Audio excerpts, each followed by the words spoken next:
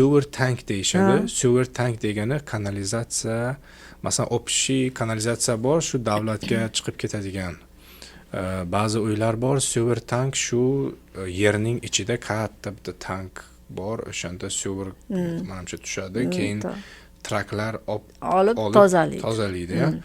O'shanaqa uylar sotganmisiz? Odamlar shunaqa uylar ham olishadi. Sotilgan. Arzonroqmi har xil yo'q. Yo'qmi? Yo'q. Farqi yo'q. Sewer tank nima uchun qo'yiladi? Sewer tank mana North Philadelphia bu residential area. Hamma uylar bir-biriga yaqin.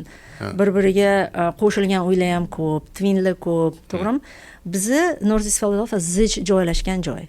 Zich odamlar. Endi qarang, sewer tanklarni обычно qatga qo'yadi. Builderlar, uyni qurayotgan quruvchilar государственный sewerga ulash uchun truba o'tkazish kerak. To'g'rimi? To'g'ri. Uy qurayotganda. Bir xil katta millionli uylar o'ta private sewer только. O'sha faqatgina alohida yeri tagida, hovlizi orqasida ko'milgan kanalizatsiya. U yerda masalan avval ferma bo'lishi mumkin, katta ferma. Har xil prosta yer bo'lishi ham mumkin. U yerda haligi nima aytganingizdek davlatiy kanalizatsiya kelgani yo'q hali. O'tmagan. O'shaning uchun o'shanaqa uylarga suvni ham, masalan, well deydi. Quduqli suv.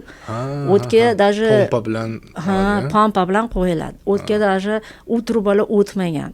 Builder o'sha uyni quruvchiga juda ham qimmatga tushadi. Public trubaga yetkazib borish bu uyni. O'shaning uchun ular uchun arzonroqqa tushadi. Yer tagiga boyagi tank qo'yib, nima deydi, quduq suvni qo'yish arzonroqqa tushadi.